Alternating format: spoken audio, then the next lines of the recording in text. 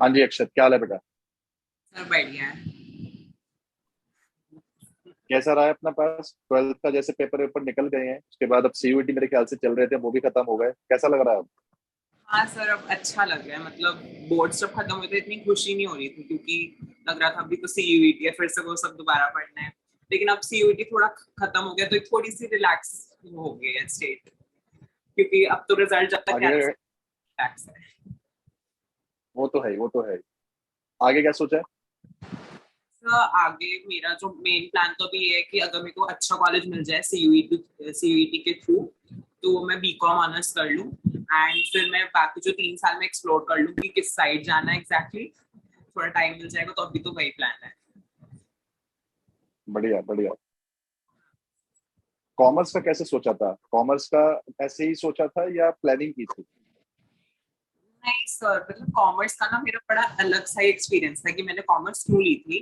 मेरी जो बहन है वो साइंस बैकग्राउंड से है। सो मैंने उसको देखा था, मतलब मैंने वो बुक्स बुक्स देखी थी, तो मेरे को इतना पता चल गया था मुझे साइंस नहीं करनी है। सो मेरे को कॉमर्स या ह्यूमैनिटीज में कुछ करना था। और 10th में जब मैंने रिसर्च करना स्टार्ट करा तो मेरे को लगा कि कॉमर्स लेना ज्यादा अच्छा है, क्योंकि बहुत सारे ऑप्शन हो जाएंगे, ह्यूमैनिटीज वाले भी और कॉमर्स वाले भी। तो मैंने इसमें कॉमर्स ली थी। बढ़िया बढ़िया। कॉमर्स के अंदर इंटरेस्ट सबसे ज्यादा किस सब्जेक्ट में आने लगा? मुझे मुझे कॉमर्स के अंदर, मतलब मेरे को पहले से ही थ्योरी सब्जेक्ट्स पसंद है, तो इसलिए मेरे को बिजनेस स्टडीज इकोनॉमिक्स दोनों ही बहुत अच्छे लगते हैं। मतलब कॉमर्स अपने डोमेन के सबसे अच्छे लगते हैं। बढ़िया। और ऐसा कौन सा सब्जेक्ट है जो बिल्कुल ही एकदम कॉमर्स में पसंद ही नहीं आता? मुझे मैथ्स भी पसंद है, पता नहीं क्यों। डिफरेंशिएशन की वजह से नहीं, पता नहीं, मेरे को मैथ्स इतनी अच्छी लगती। इनफैक्ट अकाउंट्स भी, मतलब थ्योरी नहीं है, कैलकुलेटिव है, लेकिन अकाउंट्स मैथ्स कंपैरिजन में अकाउंट्स बेटर है। अच्छा। मैथ्स अपने पास जब पसंद नहीं आ रही, ये लेने के बाद पता चला कि पसंद नहीं आ रही है, पहले से पता था कि पसंद नहीं आएगी? नहीं, मतलब ऐसा नहीं था कि मेरे को लगा नहीं था कि मतलब पसंद नहीं आएगी। मैंने ले ली थी, मेरे को लगा कि अच्छा लगा, मेरे को इंटरेस्टिंग हो, लेकिन मेरे को इतनी फिर अच्छी नहीं लगी मैथ्स जितना मैंने सोचा था। बढ़िया बढ़िया। एग्जाम ड्यूरेशन के अंदर एक्सपीरियंस कैसा था? वो जो 1 मंथ पूरा एग्जाम चले, उसमें कैसा एक्सपीरियंस था? मेरा 1 मंथ एक्सपीरियंस ऐसा था, जिस दिन मैं पहला बोर्ड का पेपर दे के आया था, मैं यही सोच रहा था कि कैसे ये 1 महीना निकलेगा, कि कैसे ये पूरा होता है। तो एक्चुअल में पता है, तब तो लग रहा था जैसे पता नहीं कितने साल हो गए पेपर देते हुए, लेकिन अब लग रहा है कि बस एकदम ही खत्म हो गया वो सब कुछ। तो वो भी अपने आप का एक एक्सपीरियंस होता है। मतलब पहली बार बोर्ड्स दिया है, तो पहले कभी हुआ भी नहीं ऐसा। तो मतलब सही था, कंपैरेटिवली स्ट्रेस था, लेकिन हाँ सही रहा। बढ़िया रहा, बढ़िया रहा। एक्चुअली 10th में भी शायद आप लोगों के बोर्ड्स नहीं हुए मतलब? हाँ हाँ हाँ, हम लोग पहली बार दे रहे थे 12th में। बढ़िया है। मतलब सब चीज न्यू न्यू एक्सपीरियंस हो रही है। हाँ हाँ हाँ, सब नया। ये ये अच्छा हो गया। और बताएं, एग्जाम टाइम के अंदर अपने पास जो है खुद को चिल अप कैसे रखा, या चिल अप रखने की जरूरत पड़ी भी या नहीं पड़ी? पड़ी तो कैसे, क्या करा? एग्जाम टाइम में चिल अप रखने की तो जरूरत पड़ी थी सर, क्योंकि एक्चुअली में पूरा 1 महीना था, बहुत लंबा ड्यूरेशन था। कॉमर्स के तो बहुत ज्यादा चल गए, क्योंकि गैप बहुत ज्यादा ज्यादा था। ऑलमोस्ट हर पेपर में मिनिमम 5 दिन का गैप हो रहा था हमारे पास। तो मतलब मेरे को ना, जैसे मैं टीवी या फोन देख के ना मैं चिल अप हो नहीं पा रहा था, मैं उससे ज्यादा प्रोक्रेस्टिनेट ही कर रहा था, मतलब डिले कर रहा था चीजों को। तो मेरे हिसाब से ना थोड़ा सा जो, जिससे मुझे हेल्प मिली है ना, कि मैं अपने इंटरेस्ट का कुछ काम करता, कि मैं ड्राइंग करूँ, कि मैं कुछ लिखूं, डायरी एंट्री टाइप करूं, तो वो मेरे को उससे थोड़ा रिलैक्स होता था। कि थोड़ी देर मेडिटेट कर लो दिमाग में, तो थोड़ा सा ना एक दिमाग को क्लियर मिल जाता है, थॉट प्रोसेस अच्छी हो जाती है। तो दिन के चाहे मैं 5 मिनट हूँ 10 मिनट हूँ, मेरे को वो करके बहुत रिलैक्स लगता है। कुछ ना कुछ एक चीज साथ में होनी जरूरी बहुत है, क्योंकि उसके बिना ना हम लोग बिल्कुल एकदम ऐसा हो जाता है, एक मोनोटोनस लाइफ अपने पास हो जाती है, बस लगता है कि बस काम ही काम चल रहा है, उसमें कोई फिर फायदा अपने पास जो वो होता नहीं है। मन को भी ना इंसेंटिव की जरूरत होती है, कि चलो अभी थोड़ा सा हमने पढ़ाई लिखाई का काम कर लिया है, तो कुछ और इंटरेस्टिंग कर लेते हैं। बिल्कुल बिल्कुल। मन बच्चा है ना, उसको समझाना पड़ता है, उसको वो एक चीज देनी पड़ती है, you have to give it a carrot. आपको उसको कैरेट देनी पड़ेगी तभी वो काम करेगा, तो वो काम नहीं करेगा। पढ़ना नहीं करता। बढ़िया। बिल्कुल बिल्कुल बिल्कुल। और जैसे अपने पास एग्जाम खत्म हुए, फिर क्या करा? या सीधा तैयारी में लग गया सीयूटी? नहीं, जब एग्जाम्स खत्म हुए ना, जिस दिन मैंने सोचा था मैं ये करूंगा वो करूंगा, एंड मैंने जिस दिन मेरा अकाउंट्स का पेपर हो गया, वो शाम मैंने सीयूईटी की कोचिंग, सीयूईटी का स्टडी मटेरियल ढूंढने में निकाली। अच्छा। तो मतलब कर लिया, मैं पीछे ना रह जाऊं। तो मैं तो समझ ये, गया समझ गया, मतलब रिसर्च रिसर्च में तेरी शाम निकली है पूरी। हाँ हाँ, रिसर्च में निकली मेरी शाम। गुड कोर्ट में तो बस गुड। फॉर्म भर दिया, इतना कुछ देखा नहीं सीवीटी का। फिर देखना पड़ा सारा। अच्छा, ड्यूरिंग द इंटायर कोर्स तेरा रिजल्ट मुझे थोड़ा सा एक्सपेक्टेड था। एक्सपेक्टेड नॉट बिकॉज कि तेरे टेस्ट के अंदर मार्क्स अच्छे हैं, मुझे तेरा रिजल्ट एक्सपेक्टेड था सिर्फ एक रीजन से कि तेरा जो लिखने का तरीका है वो ना साफ है। वो पता चलता है कि तेरा तेरा इंटरेस्ट है, दैट शोज कि you have interest in certain creativity, you हाँ have interest in writing, you have interest in drawing. तेरा इस तरह से वो जो कॉपी है वो बताती है। वो कैसे शुरुआत हुई, वो बचपन से है या सडनली को शुरुआत हुई, उसके बारे में बता। नहीं, वो पता है मेरा ना बचपन से है। लोग मुझसे कई बार कहते हैं कि तूने सीखा है कुछ, कहीं से कुछ कर रहा है, लेकिन मैंने कभी कुछ सीखा नहीं। मेरे को शुरू से है इंटरेस्ट। मेरे को आज की जो मेरी सबसे अर्लीस्ट स्कूल मेमोरी है वो एक ड्राइंग क्लास की है सच में। जिस दिन मैं पहले दिन स्कूल गया था, मेरे को ड्राइंग क्लास कितनी अच्छी लगी थी। मतलब जैसे किसी भी बच्चे को पहले दिन स्कूल जाना पसंद नहीं होता है, बस मेरे को वो ड्राइंग क्लास आज भी ध्यान है कि वो कितनी कलरफुल सी हमें बुक दी थी, कि मैंने कितने सारे लेटर्स और वो सब ड्रॉ करे थे। तो मेरे को अभी भी वही सबसे क्लियरेस्ट मेमोरीज मेरी वही है। एंड एक्चुअल में क्या हो जाता है, जब आप बड़ी क्लास में आ जाते हो तो ये सब सब्जेक्ट्स चले जाते हैं, तो फिर मेरे पास कुछ रह नहीं जाता था। तो मैं अपनी नोटबुक्स में कुछ ना कुछ करता रहता था, इस वजह से कि मेरे को वो अच्छा लगने लगा कि मेरा उससे भी कनेक्शन बना रहा। बिकॉज हम लोग जब पढ़ा रहे होते हैं तो हम लोग भी कोशिश करते हैं कि हम ना डिफरेंट मार्कर्स यूज करें, but due to certain scenario कई बार मार्कर्स अवेलेबल नहीं होते। मुझे तेरी फर्स्ट मेमोरी ये याद है कि मैंने जब तेरी कॉपीज में देखा था, you were using black pen for heading and you were using blue pen for writing different stuffs. मैंने बहुत कम स्टूडेंट्स को ऐसा देखा है, इवन मैं खुद भी उनको मना करता हूँ कि आप कोशिश करो एक ही पेन यूज करो, बट मैं तेरे को कभी मना नहीं करा। रीजन बीइंग क्योंकि वो मुझे अच्छी लग रही थी, वो मुझे चीज देख के बेहतर लग रही थी। आपके बैच का कभी भी टेस्ट भी होता था तो मैं सबसे पहले शीट तेरी निकालता था, बिकॉज द शीट जो हम लोग पहली चेक कर रहे हैं उसका इम्पैक्ट ना बाकी सारे बच्चों पर भी पड़ता है। लेट्स से कि मैंने कोई शीट ऐसी पहले चेक कर ली जो मतलब बहुत ही ज्यादा कटिंग्स हैं, एरर्स हैं, उसके अंदर ना माइंड जानबूझ के ना कोशिश करेगा कि हम लोग हर शीट को ध्यान से पढ़ें। तो मैं हाँ पहले हाँ तेरी शीट उठाऊंगा। लेट्स से कि तेरी शीट के अंदर 90% मार्क्स आ रहे हैं, बट वो 90% मार्क्स से ज्यादा इंपॉर्टेंट ये है कि आपकी शीट पढ़ने लायक है, वो दिखने में अच्छी लग रही है। तूने बोर्ड्स का पेपर भी ऐसे ही किया था सेम जैसे तूने क्लास में किया हुआ था? मैंने बोर्ड्स का पेपर भी ऐसे करा था। मतलब ऑफ कोर्स मैं ब्लैक पेन ब्लू पेन नहीं कर पाया था, लेकिन मैं ट्राई कर रहा था कि जैसा मैंने अकाउंट्स में भी, मेरे को लास्ट में इतनी ज्यादा जल्दी थी, लेकिन मैंने जर्नल वर्नल का ठीक से ही बनाया था फॉर्मेट की, हेडिंग्स राइटिंग्स बिल्कुल क्लियर आए उसमें। क्योंकि वो पता नहीं कुछ अजीब सा है अंदर से कि नहीं, थोड़ा सा साफ से होना चाहिए। मतलब जैसे अकाउंट्स में तो होना फिर चाहिए। टाइम का वो होता है, लेकिन इंग्लिश का पेपर है कि वो है, वो तो मैंने बहुत ही उससे करा था शुरू में। तो वो तो है ही, होता है ऐसा। मुझसे लोग कहते हैं कि तू 12th में आके भी ब्लैक पेन ब्लू पेन उसमें, लेकिन मेरे को अच्छा लगता है क्योंकि at the end of the day exam के टाइम पे मुझे पढ़ने होते हैं वो नोट्स। अगर वो ब्लू पेन से लिखा होता है ना, मेरे को बहुत मोनोटोनी सी लगती है उसको पढ़ने में, मेरा भी मन नहीं करता। तो अगर वो थोड़ा सा वैसा हो तो मेरे को भी अच्छा लगता है पढ़ने में। मतलब whatever we do during the entire year, it counts up and it piles up for that entire single day before exam. वो हमेशा जो जुड़ता जाएगा आपके एग्जाम के लिए। अगर आप पूरे साल भर में ये सोचोगे कि भाई हमने बस कॉपियां भर ली उस टाइम पे जाके हम पढ़ लेंगे, तो वो नहीं हो पाएगा। वो पूरा चीज साल अपने पास है क्योंकि 12th। तेरी जितनी भी कॉपीज हैं, हाँ तेरी जितनी भी कॉपीज हैं, फिर चाहे वो अकाउंट्स की हो, बिजनेस स्टडीज की हो, मुझे अकाउंट्स की कॉपी देख के समझ में आ गया था कि हाँ तेरा काम अपने पास नीट एंड क्लीन है। टीचर को अपने पास जो है एफर्ट्स ही डालने पड़ेंगे to understand what we are trying to tell him, वो उसको समझ में आ जाएगा। तो वो चीज होना बहुत ज्यादा जरूरी है।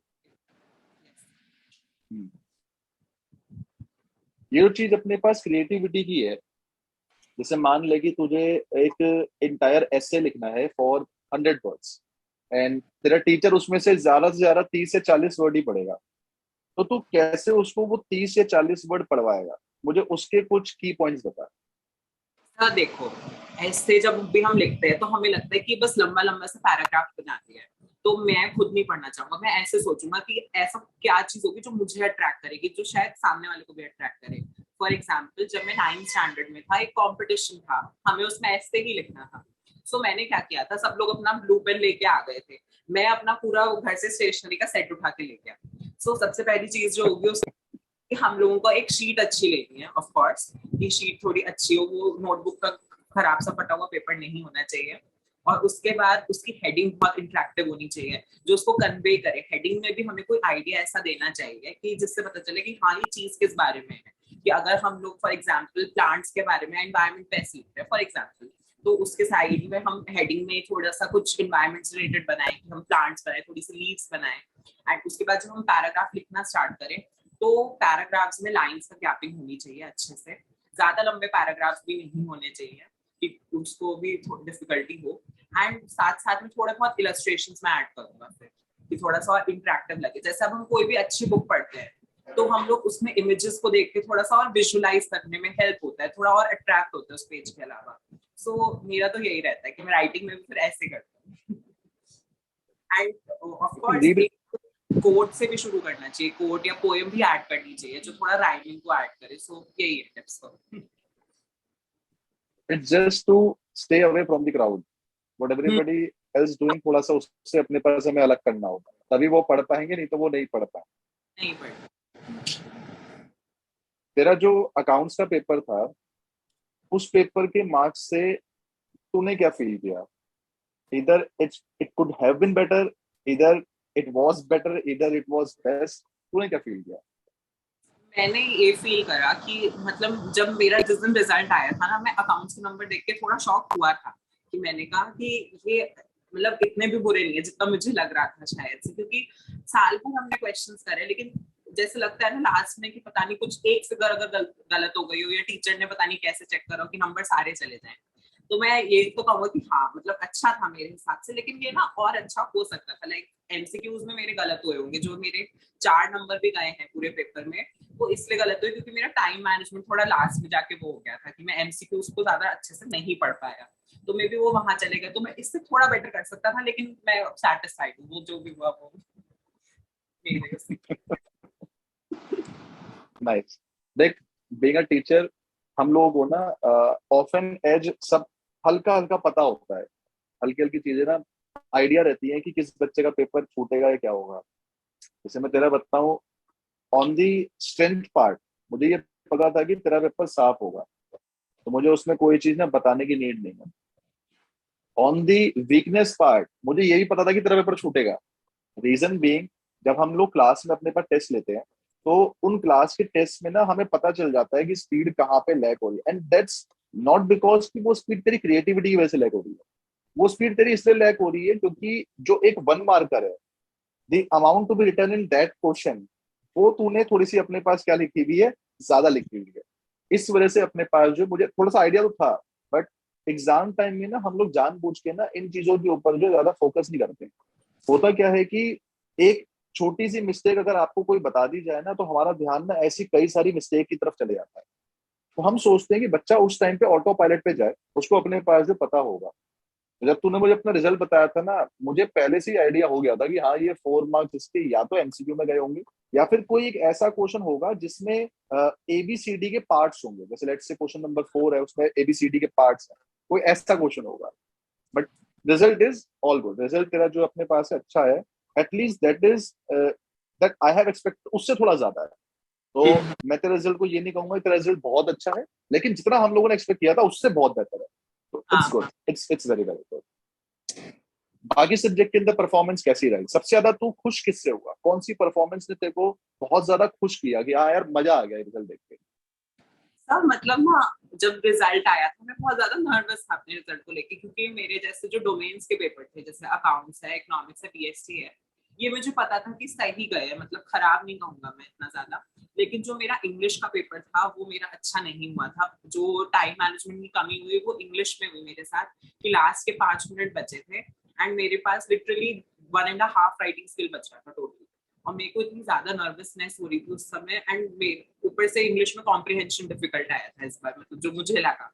तो मेरा बहुत टाइम वो हो गया, एंड लास्ट में मेरे को आज भी ध्यान है, मेरी इन्विजिलेटर बहुत अच्छी थी वहां पे। उन्होंने कहा तुम थोड़ा शांत हो जाओ, मैं सबके कलेक्ट कर लेती हूँ, फिर तुम्हारा लास्ट में ले लूंगी। क्योंकि उन्होंने देखा जब मैं पेपर टाई कर रहा था इंग्लिश का, मेरे हाथ शिवर हो रहे थे लिटरली बहुत ज्यादा। मतलब मैं डील नहीं कर पा रहा था वो 5 मिनट का स्ट्रेस। एंड जब मेरे से उन्होंने पेपर लिया ना, मेरे दिमाग में सिर्फ ये चल रहा था इंग्लिश के लिए कि मैं इंग्लिश में इतना अच्छा कर रहा था, फाइनली परफॉर्म करने का टाइम आया तो मैंने सब मैसअप कर दिया। लेकिन जब इंग्लिश का रिजल्ट आया तो मेरे उसमें 97 थे, मतलब मेरे सब सब्जेक्ट्स में ओवरऑल हाईएस्ट थे इंग्लिश में। तो मैं उसको देख के बहुत खुश हुआ था, लाइक जो मेरा एक्सपेक्ट था उससे कहीं ज्यादा था इंग्लिश में एटलीस्ट। तो मेरे साथ तो ये रहा। ऐसा होता है कि हम जिस चीज को सोच रहे होते हैं कि जो चीज हमारी एक्सपेक्टेशन के मुताबिक उतना अच्छा नहीं हुआ है, जब वो एक्सपेक्टेशन से बेहतर निकलती है इट गिव्स अस चिल्स, वो बहुत बहुत अच्छा होता है। तो तेरे लिए इंग्लिश का जो पेपर है वो बेहतर था, मतलब कि बाकी सब्जेक्ट से ज्यादा तेरे को उसने थोड़ा सा एंटाइज किया। Good enough, good enough.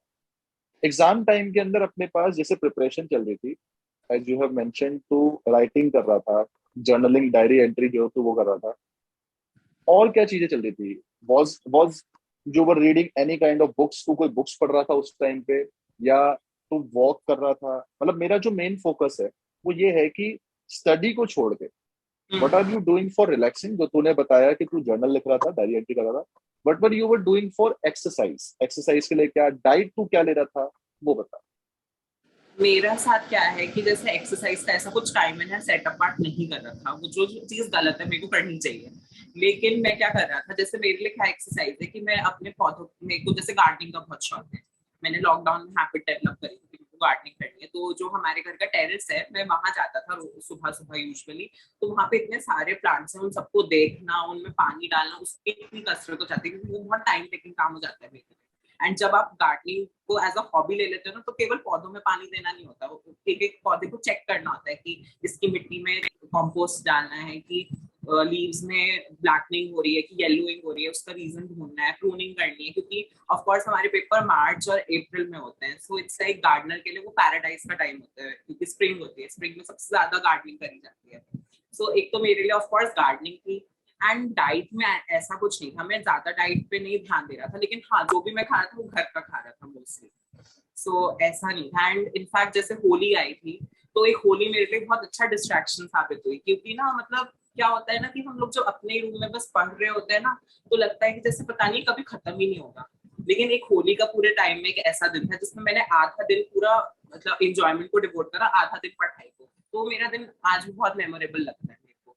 तो कुछ ना मेरे को लगता है ऐसा करना चाहिए, चाहे तुम अपने इंटरेस्ट का ही करो, तो उससे ना बहुत ज्यादा अच्छा हो जाता है, माइंड बिल्कुल डाइवर्ट और फ्रेशन हो जाता है। इट्स वेरी इंपॉर्टेंट कि हम वो चार दीवारी से बाहर जरूर निकले, वो बाहर निकलना बहुत जरूरी है। तूने एक बहुत अच्छी बात कही कि गार्डनिंग से हम लोगों को थोड़ा रिलीफ मिल गया। There is a reason about that, because nature का ना अपने आप में एलिमेंट ही है।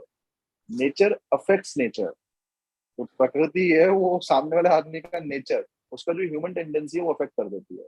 दैट्स व्हाई ऐसा होता है जब हम बोलते हैं ना कि हमें मॉर्निंग वॉक पे जाना है, why we prefer parks, why we prefer trees, because उनको देख के हमारे इंटरनल एलिमेंट्स के अंदर जो काफी सारा चेंज आ जाता है। देयर इज अ रीजन जितने भी ये मॉन्क्स होते हैं ये ज्यादातर पहाड़ों में ही रहते हैं। There is a reason why they don't go for a beach. There is a reason because पहाड़ों के अंदर ही उनको वो शांति मिलती है, बीच के अंदर उनको वो उतनी शांति अपने पास नहीं मिल पाएगी। सो नेचर एलिमेंट का होना एग्जाम टाइम पे it's it's very very very very crucial, क्योंकि अगर वो नहीं होगा कहीं ना कोई लैकिंग की वजह से दिमाग जो है वो शांत नहीं होगा, उसको शांत रखना बहुत ज्यादा जरूरी है।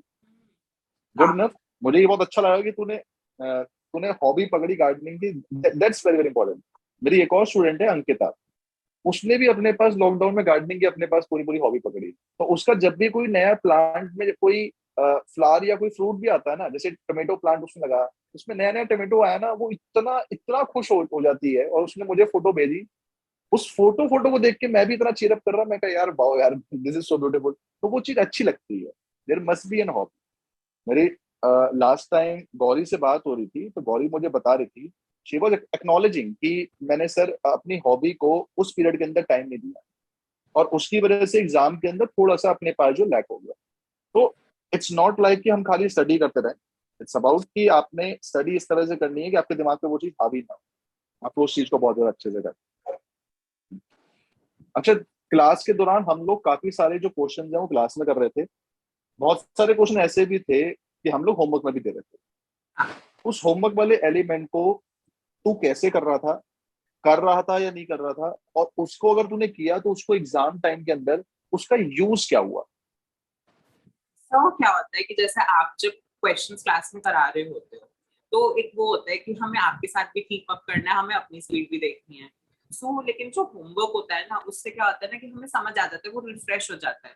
कई बार ऐसा होता है कि हम लोग जैसे मैंने क्लास करके मैं निकला एंड फिर 1-2 घंटे बाद मेरे को मे बी वो चीज उतनी क्लियर ना हो, घर आके वो पता चलता है, उससे फिर वो डाउट्स निकलते हैं। एंड अबाउट रेगुलरिटी अगर मैं थोड़ा ऑनेस्ट होकर बोलूँ तो जब मेरे पास खाली टाइम होता था, लाइक इन समर ब्रेक होता था या फिर बीच में कभी टाइम हुआ एग्जाम्स के, तो मैं प्योरली कर रहा था होमवर्क। लेकिन बीच में जब कभी कभी कुछ स्कूल में कुछ फंक्शंस हो रहे हैं या घर में कुछ हो रहा है तो मैं रेगुलर नहीं हो पाता था। लेकिन उससे होमवर्क से हेल्प जरूर होती है, वो एग्जाम के टाइम पे जाके पता चलता है कि हाँ हमने कुछ करा था, तो याद होता है। जैसे अगर आपने हमें होमवर्क दिए और मैं फिर बुक खोलूंगा तो मेरे को उस पर टिक लगा दिखेगा, तो मेरे को भी वो होगा कि हाँ मैंने क्वेश्चन कर रखा है, इस टाइप का क्वेश्चन कर रखा है। सो होमवर्क की तो इम्पोर्टेंस है। आप वैसे भी सादा होमवर्क तो आप देते भी नहीं हो, आप 2-3 क्वेश्चंस देते थे एट मोस्ट, और टीएस ग्रेवाल से हो जाता था वो बहुत आराम से, ऐसा कुछ हुआ। वो साइकोलॉजिकल इफेक्ट जो अपने पास है वो क्रिएट करता है। व्हेन यू सी कि बुक्स के अंदर आपके जो टिक लगे हुए हैं, इट क्रिएट्स एन इम्पैक्ट कि yes yes I have study. तो वो दिमाग के ऊपर जो कॉन्फिडेंस लेकर आता है, वो चीज होना जो है बहुत ज्यादा जरूरी है। अगर 12th के कोर्स को, इंटायर कोर्स को सम अप करें, पाइल अप करें एंड एक रेटिंग दें इसको डिफिकल्टी की, और इज इट एक्चुअली डिफिकल्ट, और तो अगर डिफिकल्टी की रेटिंग देगा तो आउट ऑफ 10 तो कितनी रेटिंग देगा? इसके ऊपर अपने व्यूज बता। 10 में डिफिकल्टी की अगर मैं बात करूं, सो इकोनॉमिक्स और बीएससी को तो सबसे कम मार्क्स मिलेंगे, क्योंकि बिल्कुल अंडरस्टैंडिंग के ऊपर है सब कुछ। कि मतलब मैं एक नंबर भी देते हुए मेरे को खराब लगेगा बीएससी इकोनॉमिक्स में, लाइक एग्जाम में जो होगा सो होगा, लेकिन उसमें अगर थोड़ा भी कॉन्सेप्ट क्लियर कर लूँ ना तो 90 अबव लाना आसान है। बीएससी और इकोनॉमिक्स में 90 अबव लाना बहुत आसान है। और उसके अलावा अगर मैं इंग्लिश की बात करूँ, इंग्लिश में फिर वही है, ग्रामर है ही नहीं 12th के कोर्स में अभी तक, तो अब पता नहीं कोर्स चेंज हो। लिटरेचर आसान है, तो इंग्लिश को मैं एक बार को 2 डिफिकल्टी दे दूंगा, क्योंकि मे बी किसी को होगी लिटरेचर में या किसी उसमें टॉपिक में राइटिंग में। इंग्लिश को मैं ये दे दूंगा। अकाउंट्स को मैं कहूंगा कि आई थिंक 4 या 5 से ज्यादा नहीं देना चाहिए अकाउंट्स को भी, क्योंकि मेरे को सब लोग कहते हैं कि 12th की डिफिकल्ट होती है, मेरे को समहाउ 11th की ज्यादा डिफिकल्ट लगती है accounts in comparison to depreciation वगैरह जो पढ़ा था मैंने पिछले साल। मेरे को उससे इजियर लगता है पार्टनरशिप के अकाउंट्स करना या फिर शेयर्स करना।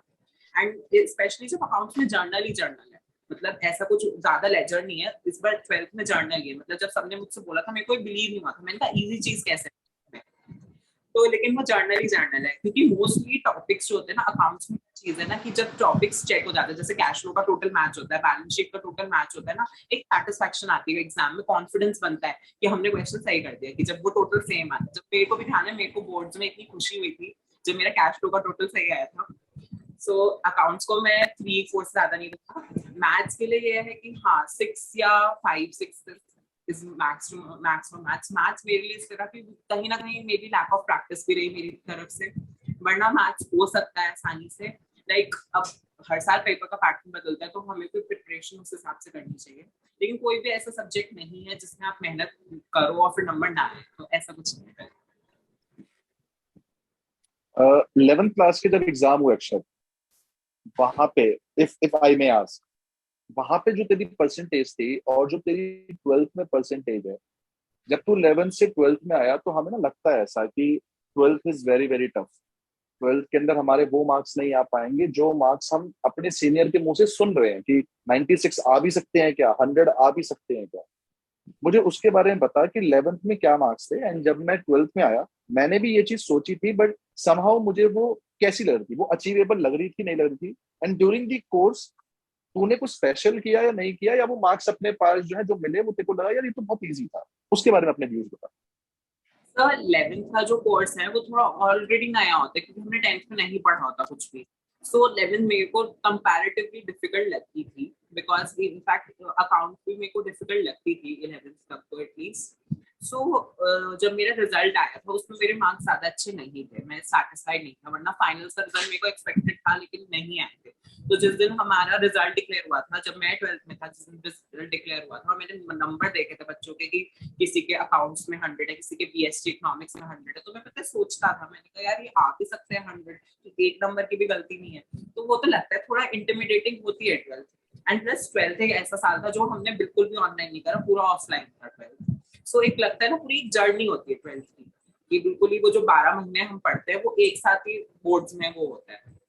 तो मेरे को लगा था, लेकिन हाफ ईयरली तक आते आते समझ आ गया था कि हाँ देखो मतलब कि डिफिकल्ट है लेकिन इम्पॉसिबल भी नहीं है कुछ करना। सो अपनी वो प्रिपरेशन में पता चल जाता है, प्री बोर्ड से ही पता चल जाता है कि अगर हमारे 70 अबव आ रहे हैं प्री बोर्ड में तो हम कर सकते हैं कुछ ना कुछ। तो इसमें तो मेरे लिए तो उसमें यही रही बात। एंड रही बात उसकी कि मेरे को इजी लगा, मैंने मेहनत करी है। मेरे को जो लगता है कि मैंने एग्जाम के टाइम पे कुछ करा नहीं करा, लेकिन प्री कोड्स मैंने दोनों दिए थे। सो मतलब जो मेरा जो 4-5 महीने मैंने लगातार वो हुआ है ना सो मेहनत तो थी, और मेहनत करता तो मे बी और भी हो जाता रिजल्ट, लेकिन अब I am satisfied. Completely it is achievable. Point is मेरे खुद के मार्क्स 11th के अंदर जो है कुछ ज्यादा खास नहीं थे। इसका एक बहुत बड़ा रीजन है, बच्चे क्या होता है कि बच्चे एनालिसिस ना थोड़ा सा करते नहीं। एनालिसिस क्यों करनी जरूरी है? Because just like in 9th and just like in 11th, 9th and 11th में ना बोर्ड्स नहीं है। And this is very big thing कि 9th के बाद भी बोर्ड्स है और 11th के बाद भी बोर्ड्स है। So being a teacher, teacher prepares us for boards. Teacher हमें वो बताना चाहता है कि अगले साल आपके बोर्ड्स के एग्जाम है। That's a very big point. इसी वजह से 9th का रिजल्ट हमेशा कम होता है और 11th का रिजल्ट हमेशा कम होता है। एंड 10th में जाके जब बच्चा बोर्ड्स देता है वो रिजल्ट इंप्रूव हो जाता है। 12th में जाके जो बच्चा बोर्ड्स देता है इंप्रूव होता है। इसमें ऐसा नहीं है कि आपने 11th में मेहनत कम करी और 12th में मेहनत ज्यादा करी। It's just like it's a way of perception. For one side, you have been trained for doing exams, and on the other side, you are actually doing exams. So that creates a different impression. उसके अंदर अपने पास हमारा काम होता है। But yes, it is indeed very very true कि अगर आप 12th के अंदर वाकई में मेहनत करोगे, अगर आप 12th के अंदर एटलीस्ट काम भी कर लोगे और अपनी आप रेगुलरिटी रखोगे, तो आपका उसके अंदर जो मार्क्स आपके आएंगे वो जेन्युइनली अनप्रेडिक्टेबल होंगे। बिकॉज आपने उतने मार्क्स अपने बाकी पीछे फर्स्ट टू 11th के अंदर नहीं देखे होंगे। तो वो काम उसके अंदर जो डेफिनेटली अचीव हो सकता है। लास्टली कंक्लूड करते हैं, अकाउंट्स में जो बड़े बड़े चैप्टर्स हैं जैसे एडमिशन हो गया, फंडामेंटल्स हो गया, शेयर्स हो गया, अकाउंटिंग रेशियोज हो गया, दीज आर दी चैप्टर्स जिनके अंदर लगभग लगभग 15 to 16 लेक्चर्स लगते ही है। एंड व्हेन आई से 15 to 16 lectures, it's around 1 month, because monthly हमारी 12 क्लास होती है, तो 15-16 लेक्चर्स मतलब एक महीना निकल जाता है। उन लेक्चर्स में कॉन्टिन्यूटी, लेट्स से तूने फंडामेंटल्स में पिनल एप्रोप्रिएशन कर लिया एंड पिनल एप्रोप्रिएशन के बाद तेरी एक आध क्लास छूट गई, तो उन लेक्चर्स की जो कॉन्टिन्यूटी है एंड उनका कॉन्टिन्यूटी का इंपॉर्टेंस क्या है, वो मैं चाहता हूं तू बाकी बच्चों के साथ थोड़ा सा जो उनको इंटरेक्ट करके बता कि आपको ये चीज थोड़ी सी इसमें ध्यान रखनी पड़ेगी। सर जब भी हम लोग एडमिशन जैसा चैप्टर करते हैं, मेरे को आज भी ध्यान है उसमें 1 महीने से हमें ज्यादा लगा था। एडमिशन हो, शेयर्स हो, रिटायरमेंट, हमने बहुत अच्छे से टाइम देके करे हैं चैप्टर्स। तो कंटिन्यूटी बहुत इंपॉर्टेंट होती है। अब मेरे साथ एडमिशन रिटायरमेंट के टाइम पे मैं रेगुलर था। अब मैं अगर फॉर एग्जाम्पल मैं शेयर्स की बात करूँ तो मैं शेयर्स में बिल्कुल भी रेगुलर नहीं था। मेरे हाफ ईयरलीज का चक्कर था, तो मैं सबसे शेयर्स की क्लास में बिल्कुल भी रेगुलर नहीं था। तो वो मेरे को पता है आगे चल के वो चीज शेयर्स में बहुत ज्यादा इफेक्ट हुई। तो इस वजह से ना वो बहुत ज्यादा इंपॉर्टेंट है उसमें कंटिन्यूटी रखना, क्योंकि वो सारे topics at the end of the day interconnected होते हैं। क्योंकि हम लोग चैप्टर में ना एक एक छोटे छोटे क्वेश्चन बनाते हैं ताकि हम लास्ट में एक बड़ा क्वेश्चन कर सके। क्योंकि वो जो शेयर्स में 20 या that's very very important. 21 entry का पूरा क्वेश्चन होता है, हमें करना होता है। एडमिशन में हमें वो जो फाइनल का वो क्वेश्चन होता है वो करना होता है। सो बहुत इंपॉर्टेंट है, क्योंकि हमें अगर छोटी छोटी चीजें नहीं पता होंगी तो लॉन्ग क्वेश्चन करना बहुत मुश्किल हो जाता है। ऐसा मैंने देखा है शेयर्स में, मेरे साथ ऐसा हो चुका है कि मैं बिल्कुल ब्लैंक था कि ये वो कह रहा है। तो वही है कि हमें थोड़ी सी कंटिन्यूटी रखनी होगी। और इन चैप्टर्स के लिए जो मुझे सबसे अच्छी चीज लगती है ना, वो ये है कि ना जो आपने जो हमें की स्किल्स बता रखी थी सारे चैप्टर्स की, मेरे को वो बहुत सही लगती है। जैसे जो आपने कैश फ्लो और शेयर्स में बता रखी थी, वो सब मैंने अपने पास एक नोटबुक बनाई है।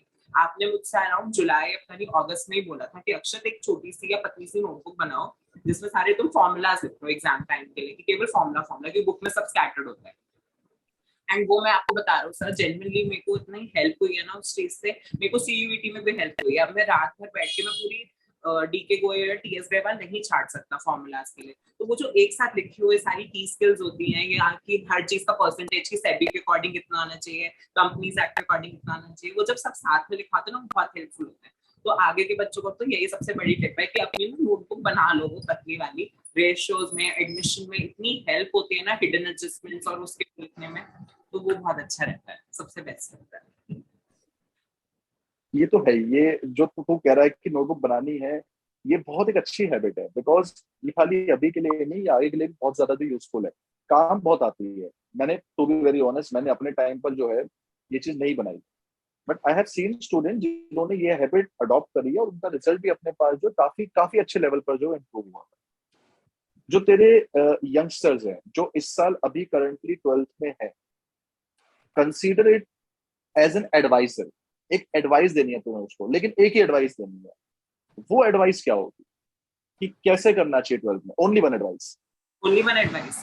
सो 12th के लिए सबसे बड़ी एडवाइस है कि बैलेंस बना के चलना है, कि हमें ज्यादा मतलब हम पढ़ाई करनी लेकिन अपने इंटरेस्ट के साथ करनी, वरना फिर पढ़ाई का भी कोई फायदा नहीं होगा। मेरी पूरी 12th में मतलब मैं सबको यही एडवाइस दूंगा, मुझे पता है मैंने 12th कितनी एंजॉय करी। अगर आज मैं अपना पूरा वो एक साल देखूं अप्रैल 2022 से, तो मेरे को वो इंजॉयमेंट, पढ़ाई सब नजर आती है। मेरे को पता है वो पढ़ाई गायब हो जाती है मन से कि मैंने कितना पढ़ाई में भी टाइम दिया होगा।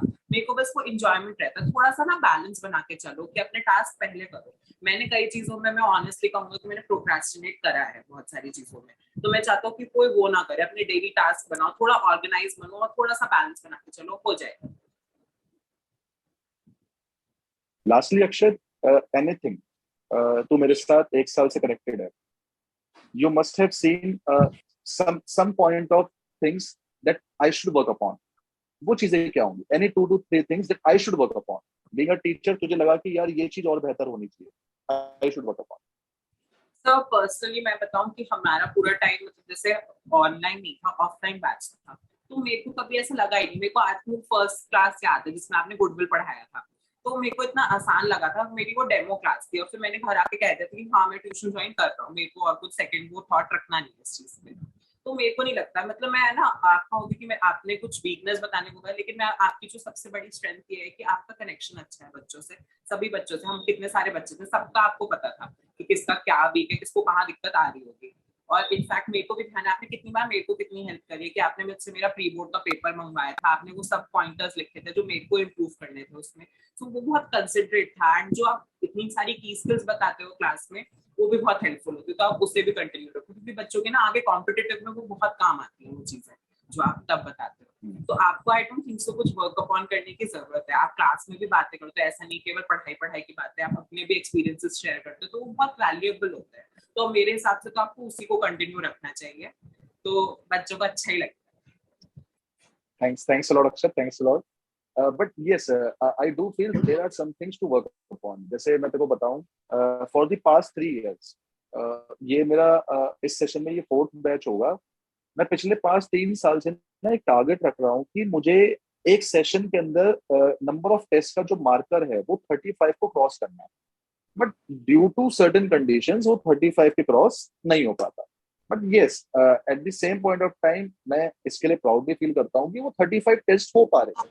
वो 35 टेस्ट से आपको जो वीकनेस पता चल जा रही है। बट येस, कमिंग बैचेस के अंदर ये बात हम जरूर कोशिश करेंगे कि किसी ना किसी तरीके से कोई क्रिएटिव टिप हो गई, कुछ ऐसा हो गया कि हम लोग टेस्ट छोटे बना सके। नंबर ऑफ टेस्ट हम लोग जो डेफिनेटली जरूर बनाएंगे, वो आई थिंक एक जो है गेम चेंजर होगा। इससे काफी ज्यादा जो अपने पास है अचीवमेंट मिलेगी। ठीक है अक्षर, बहुत मजा आया तेरे से बात करके। ठीक है, आगे के लिए अपने पास जो है तेरा माइंडसेट के अंदर मुझे नहीं लगता कि कोई चेंजेस लाने की जरूरत है।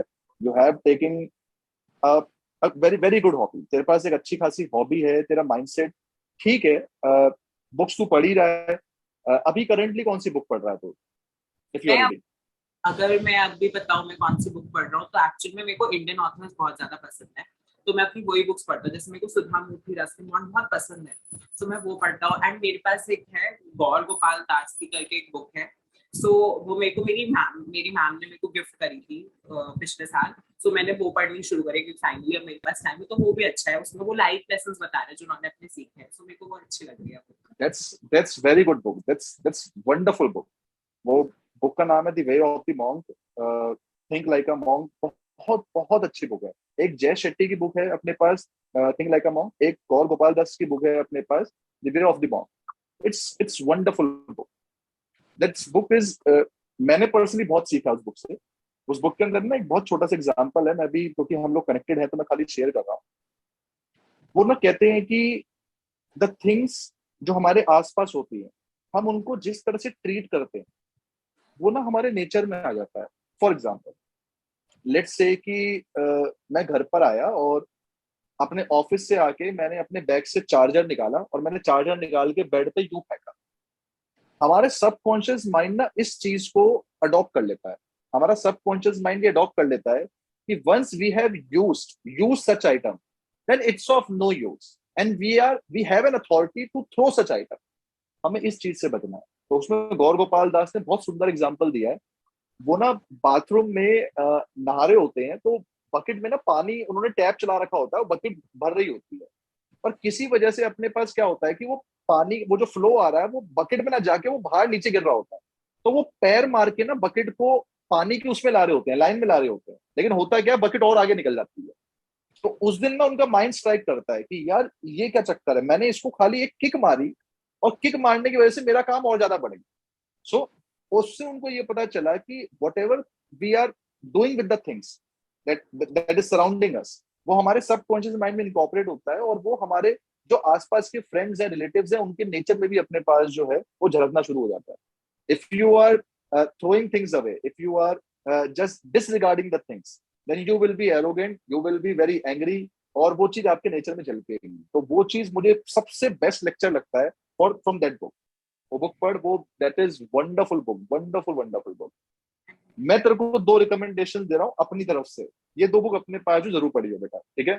फर्स्ट वन, पहली चीज अपने पास atomic habits by James Clear, brilliant book, that is world so ever brilliant book, मतलब गजब की बुक है एकदम। एंड सेकंड वन अपने पास जो है the power, power bye Rhonda राय, रोंडा राय, ठीक है। मैं तेरे को इसका व्हाट्सएप भी कर दूंगा। द पावर हाँ, एंड द बाय रोंडा राय, द एटॉमिक हैबिट्स, ये दो अपने पास जरूर पढ़ियो बेटा। सर आपने एक और एंड दी थी, आपने एक बार क्लास में एक बुक बताई थी, how to become a people magnet. आपने मतलब ये बताया था कि आजकल के उसमें स्किल सेट बढ़ाना बहुत ज्यादा जरूरी है। हाँ, ये वाली बुक एग्जैक्टली मैंने ये सर्च करी थी ऑनलाइन। मैं ये सोच रहा था मंगवाने की, मैंने कहा कि स्किल सेट तो डेवलप करना चाहिए भाई, अच्छा रहता है पर्सनालिटी डेवलपमेंट के लिए। for skill set, you can read any book of Dale Carnegie। Dale Carnegie की सारी बुक्स इसके ऊपर हैं। पब्लिक स्पीकिंग हो गया, हाउ टू इन्फ्लुएंस पीपल हो गया, how to master the art of selling हो गया। तो Dale Carnegie is wonderful author. And again जो ये वाली बुक अपने पास है, ये भी बहुत अच्छी बुक है। इस बुक की पता है सबसे खूबसूरत बात क्या है, इसके अंदर 62 चैप्टर्स हैं, सारे एक एक पेज के। मतलब when you will be reading a chapter, तेरे को अंदर प्रोक्रास्टिनेशन लगेगा, इन तो यार एक पेज पढ़ना, बात खत्म होगी। It's very good book, very good book. अपने बुक की जो भी रिकमेंडेशन हो, जस्ट अडॉप्ट वन हैबिट। तू जो भी बुक पढ़े, तेरे को उसके अंदर जो भी लेसन सबसे अच्छा लगे, do share with me, and do share any good recommendation of book. It's most welcome. वो हमेशा मुझे बताता रहियो, ये सबसे अच्छी चीज हमारे पास जो होनी चाहिए, ठीक है। Thank you Akshay, thank you. Thank you. बात करके बहुत अच्छा लगा। मैं इस वाले पॉडकास्ट का तेरे को पहले अपने पास जो रिकॉर्डिंग भेजूंगा, पहले तू देखियो, फिर हम लोग बाकी सबको अपने पास भेजो, ठीक है। थैंक यू सो मच बेटा, thank you so much. Bye bye, take care, bye. Bye.